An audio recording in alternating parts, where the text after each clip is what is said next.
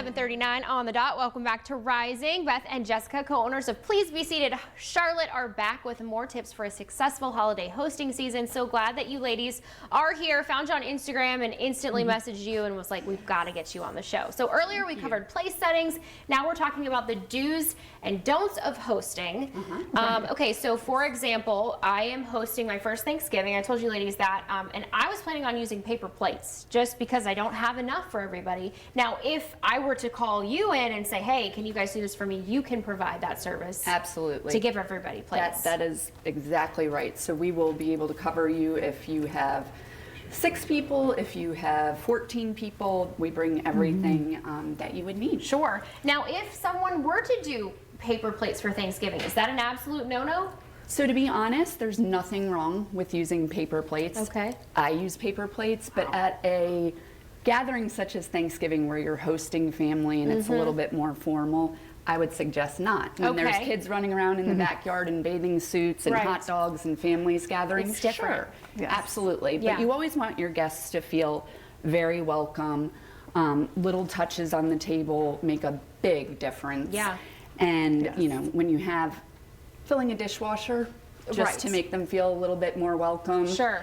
And letting them know that you went the extra mile. Put in the work for them. It's a small task for what you accomplish by hosting and using plates. Well, and people can help do the dishes if they're good guests, right? All right, very good. So if you don't have a table big enough for as many people as you are hosting, what are some ways that you can kind of make it a little bit more formal, you know, without going out and buying a brand new table?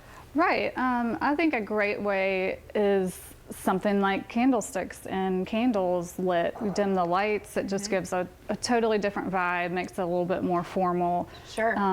You know, simple little flowers. It doesn't even have to be anything big. You know, we're big fans of the little bud vases and just we tend simple, to like lower flowers. You'd be surprised what you can find in your backyard when you're putting together an arrangement and wanting to do something simple.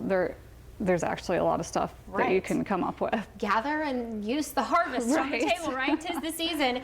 Okay, so, you know, Thanksgiving, you don't want people to fill up too much before the big meal because you want them to enjoy it and eat it. However, I feel like people, when they get to the house, they expect to have something to eat. Should you have hors d'oeuvres before the big meal?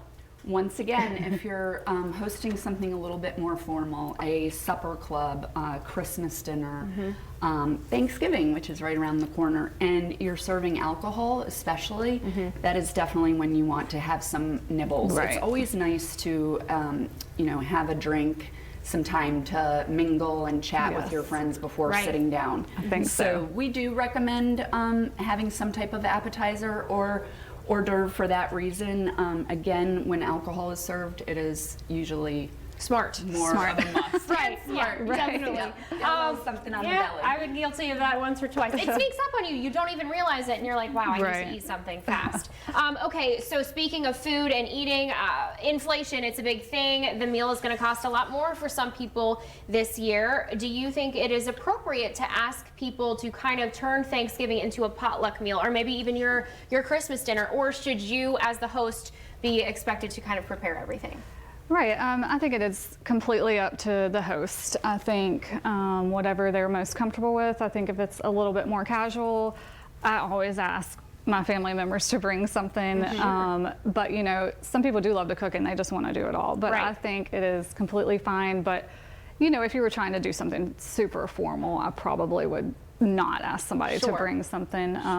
So I think it's completely up to the host and what they want to do. And as a guest, it's probably, even if somebody says, no, I've got it covered, it's nice to show up with something. Yes, a little wine or something. Yes, always. All right, very good. Hostess gift or whatnot is always appreciated. Yeah, you bet. All right, ladies, unfortunately we are out of time. I have so many more questions because I feel like you can help me so much as I'm getting ready to embark on this first time hosting Thanksgiving. A lot of people at home probably in the same boat. If people want to get in touch with you, whether they want to book you for service or just kind of get more tips, I know you guys post a lot online. How can people get in touch with you?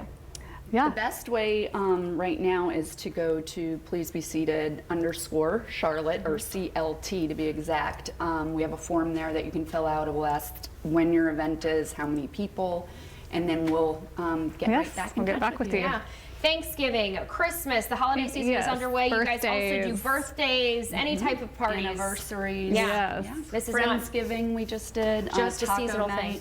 Yeah. all kinds of things. Very nice. All right, I love it. Thanks so much for waking Thank up you early for and having spending the us. morning with us. And remember, we will have all of this linked on our website after the show at WCCBcharlotte.com. For now, we will be right back with much more news and weather coming your way.